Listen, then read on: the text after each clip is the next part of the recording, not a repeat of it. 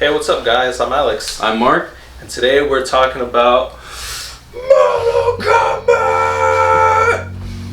So, I watched it on release. I didn't have high expectations, and I was still pretty much disappointed, but at the end of the day, it is what it is, and it's average. It's an average movie, and I watched it the same day it came out, opening day, and I did not have high expectations for it. But I mean, it could have been way better than what they gave us, and it also could have been a lot worse. Yeah, it could have been. Yeah. But of course, it's gonna be filled with spoilers. So if you haven't seen the film, go watch it and come back. But right off the beginning, I really enjoyed the opening with Scorpion and Sub-Zero, and just as a whole, I like the way that those two characters were handled. You know, they really seemed like this big threat, because even like every time Sub-Zero shows up on screen, like people are just running away from him. Yeah. So I like that. You know, he really did seem like this force that had to be reckoned with. Yeah, like the choreography for the beginning scene with Scorpion and Sub-Zero was great. I like the whole thing, even when Scorpion was just fighting the henchmen of Sub-Zero's clan. And yeah, it's just Sub-Zero, he felt like a real presence in the movie. Every time, I liked how every time he came up on screen, you would see the ice, you know, it would come on anything when he was getting closer. So I actually really did like that. And Scorpion, I wish we got more of him, because really within the trailers, I felt like we were gonna get a lot of Scorpion for some reason, because it really focused on him and it focused on Sub-Zero a lot. And of course, our main character, Cole. But I wish we got more Scorpion, but yes, Sub-Zero was a major presence in the movie. And moving on, I feel that like right from the beginning, you kind of already knew where this film was gonna go after, you know, the child is like left unattended, and then of course Raiden shows up and he takes it away, and then when we're introduced to Cole, you're kind of already like, I feel like this is gonna connect, like without even knowing anything from the film, you're kind of just like, I feel like this is gonna connect already. Yeah. And sure enough, it did. And Cole's really not. I wish Cole was not made to be in this movie. I felt like he was just in there to just, you know, have a new face for the audience that don't know Mortal Kombat, so he can like explain what's going on basically. And that's all I really felt he was there, because he was explaining the whole movie when he was there. Every single thing that Sonya or Kano were talking about, he would repeat again so people can understand. And that I felt like he was an unnecessary character, and he didn't need to be in there. Yeah, and you know, touching on that point, with the introduction of Sonya and Jax and such characters, I mean, I kind of did enjoy Sonya and Jax, and I think that the actors, you know, did a pretty good job with them. And of course, I really liked the introduction of Kano, and personally, he was probably my favorite character. But also, I was just a little upset about the way he was ended up. Yeah, like from where he started versus where he ended, I was a little upset. But he was still a fine addition, and I think the actor did a really good job in his line delivery, and just, of course, really landing all the jokes and everything that his character says. Yeah, right at the beginning, like how you're saying how he landed all the jokes, he landed everything. He was the best character at the beginning of the movie for me, for the first whole half. Yeah. But then that second half is where they totally made him the generic villain, I guess. They made him the villain that wants money, villain does this, and then villain loses. And it's just, I wish they didn't go that route. I wish he would have stayed more, you know, neutral. But he didn't. He just went to the villain side, and I wish he didn't do that. But he was the best character out of the whole movie. Easily.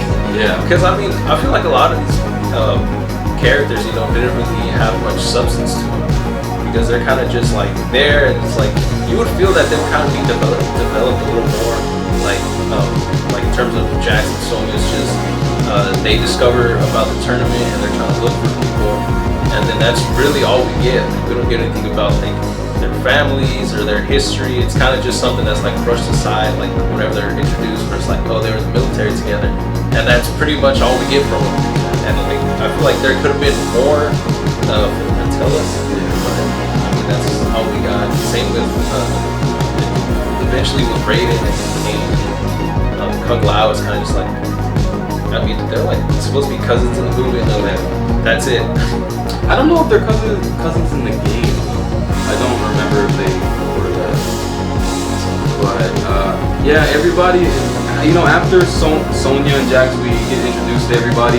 I felt like we should have focused more on probably those two characters and made the movie honestly like the original, where they really did focus on, you know, Johnny Cage. They focused Sonya and Liu Kang. I wish they would have just focused on, you know, a trio, you know, people that we know already, not put a whole new character like Cole in there to make it even more complicated. And we probably would have got a better movie. We probably would have had a better connection with the group, because honestly I really didn't feel anything with this group, with Sonya, with Jax. They were good characters, yeah, but I didn't have a connection to them like I did with the original characters, original trio.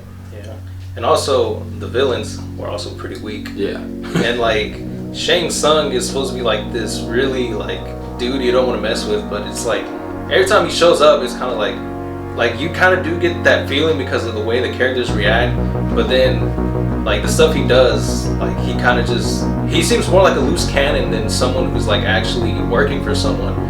Like, because I mean he's supposed to be like a henchman, so to say, but in this one it seems like he's just doing whatever he wants because he can. Yeah, it just seems like of course it's a completely different story, because in Mortal Kombat you can invade until you won 10 Mortal Kombat tournaments. And in this movie, Shang Tsung is just breaking all the rules and just keeps trying to break in, while Raiden, he puts his force field up that stays for most of the movie, and he keeps trying to invade, and they haven't won anything. We didn't even get a tournament for one in here, so it's just his character fell really flat for me. I really did not enjoy his character, because other than him, like basically Sub-Zero and I guess Goro, because everyone else was kind of just there. They didn't really get anything. There's like that lady who's a bat, like the hammer guy. I don't know who that hammer guy was. I don't know. Guy,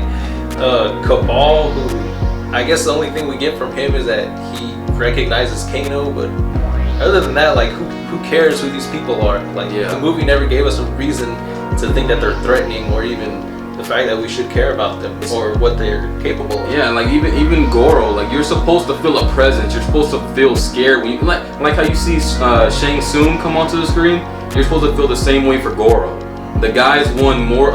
He's won the last 9 tournaments, and he just goes in, loses to a character that was made up for this movie, and he's just gone. Of course, we know he's gonna come back and everything, but I felt like they ruined his character as soon as they did that. You know, he was pretty much having Hulk. Avengers movies where it's like the Hulk is really strong, but we're gonna have all these people beat him to show how strong they are. So in that case, you know, that makes them look strong, but then the fact that you add all these losses on Hulk's record makes him weak. Yeah. And I feel like that's kind of what happened to Toro. And you know, there are positives in the movie. We're really talking down on it, but my positives for the movie. You know, there were good, you know, choreography. The fight scenes were great. I really did like it. Like I said in the beginning, Scorpion and Sub-Zero at the beginning and at the end were great. I really liked them too, and I really liked the choreography for those fights. And also, I don't mean to cut you off, but also like the changes they made to their armor. Yeah. Because like they're actually wearing like armor, and it has like the shoulder pads that look pretty cool. It's not just a cloth. Yeah, it's not just like a piece of cloth like the old ones. Yeah. So I like that, and then also the blood, the gore in the movie. You know, that's what Mortal Kombat is. And I actually like that they actually had the fatalities. I don't like that they were saying that it was a fatality in the movie, but I like seeing it, and that was fun to see. But those are my only 2 positives. Everything else is pretty negative. Yeah, I pretty much agree. I like some of the choreography. Something that kind of got on my nerves which could be nitpicky, but I feel like there were sometimes too many cuts throughout the fight. Oh yeah, dude. Where like they would just switch the angles. I didn't like that, but other than that, like I thought the choreography was fine. Of course, I like the look of Scorpion and Sub-Zero as well as how they were handled.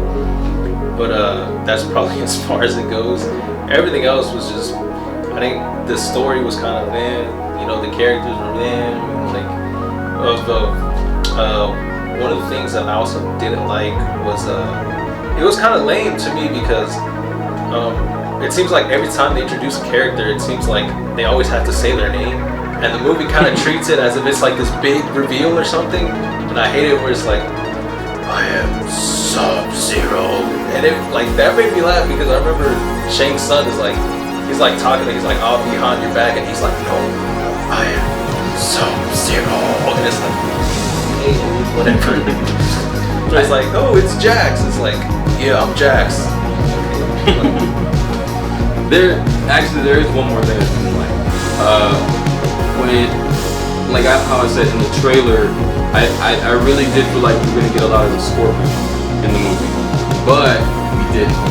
I thought, well, he was really in there for about 7 minutes. I think the whole movie in general. If you count the little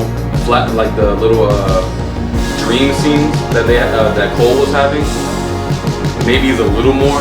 But he was there at the beginning and he was there at the end, and then that was it. He was nowhere near, you know, the whole movie when they were dealing with Shang Tsung or anybody. I thought, honestly, he was gonna come in and freaking save the day.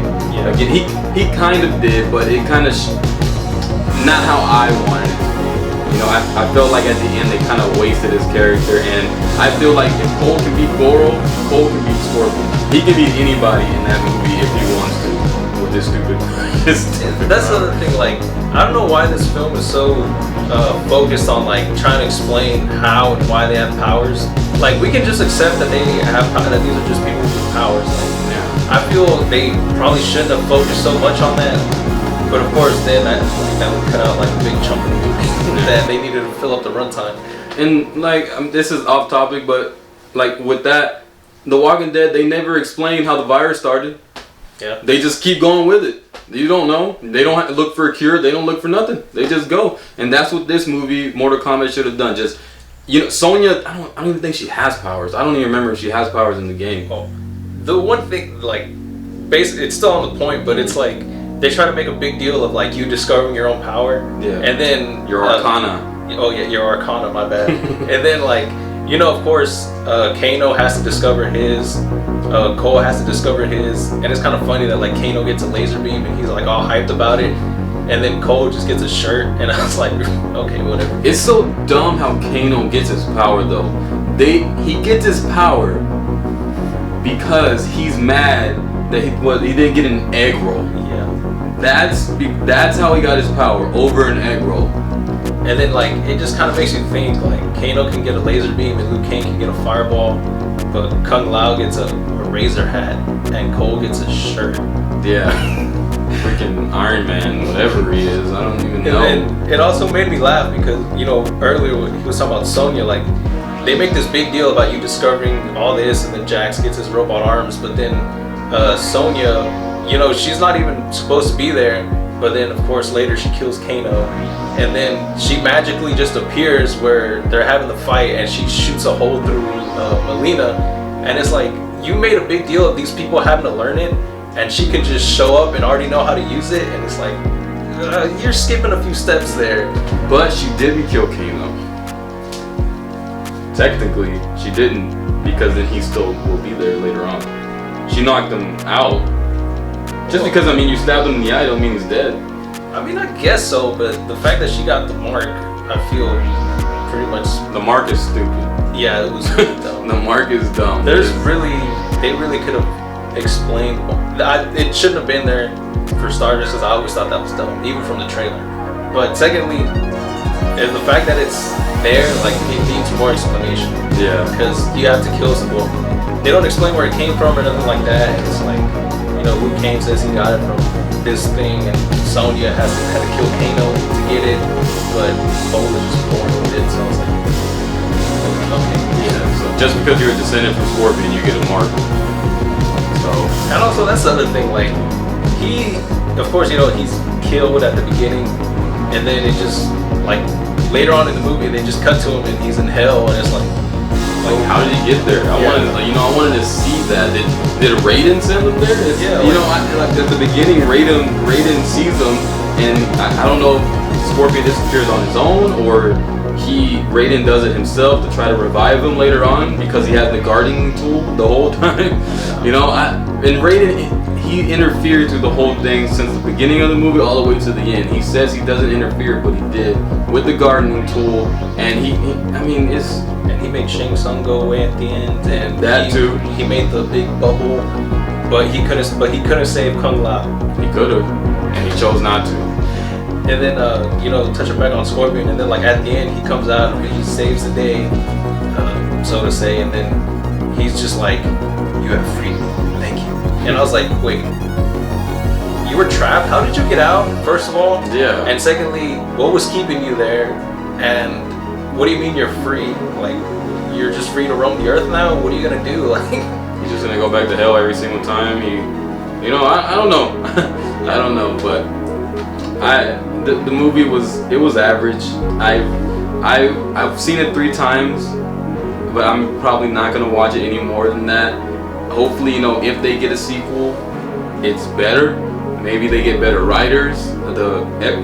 Maybe just the writing needs to be worked on, the story needs to be worked on, and of course we need to see the tournament on the next film if there is one. for sure. Yeah, but that's all I can really say about it now. Yeah, same. I hope they have a tournament, and I hope it's drawn out like it was in the original, because, like, of course, in the next, if there's a next one, I assume they're still gonna, because at the end, you see the Johnny Cage poster, so I assume they're still gonna have to recruit some more names. Yeah. So do like Karate Kid thing, Karate Kid tournament. Like how in I think it was 2006. With Jaden Smith, how they had the karate tournament through how they were just going round after round and they would go do something else and come back. I'd be cool with that, but then it's Mortal Kombat, so you have way more blood, everything. So just give us a movie like that. That would be great. But because also, I just wonder, like, after watching this, like, what their criteria is for which characters to include. Yeah, like who's important. Yeah.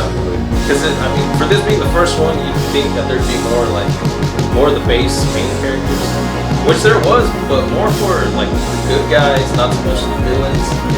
But, I feel like we're already beating a dead horse, but why did they take so long? What was the point of them making such a big deal about having to find the combatants? It's like Sonya and Jax were looking for them for so long, and they said they'd been doing it for like 10 years, and they only found one, and there was the one that Kano killed. They suck at their job. And then Liu Kang and Kung Lao and Raiden and all them are doing the same thing, but they only got Jax. And I'm like, you guys are just awful at your job. Like, for generations, you only got Jax, who you got because, of course, Sub-Zero left him to die. And it makes me wonder, like, if he wouldn't have, like, blown his arms off, what would he have gotten? Yeah. And also, his little T-Rex arms, that made me laugh too. And then it kind of made me cringe whenever, just out of nowhere, they just automatically enhanced, like, 20 years into the future of technology. Yeah. I was like, okay, whatever. But that's it. That's okay. But, alright guys, that's our review for Mortal Kombat. Nothing else, man? No, nothing else. Okay. Alright guys, so make sure you subscribe, make sure you hit that like button, and come back and check back for more.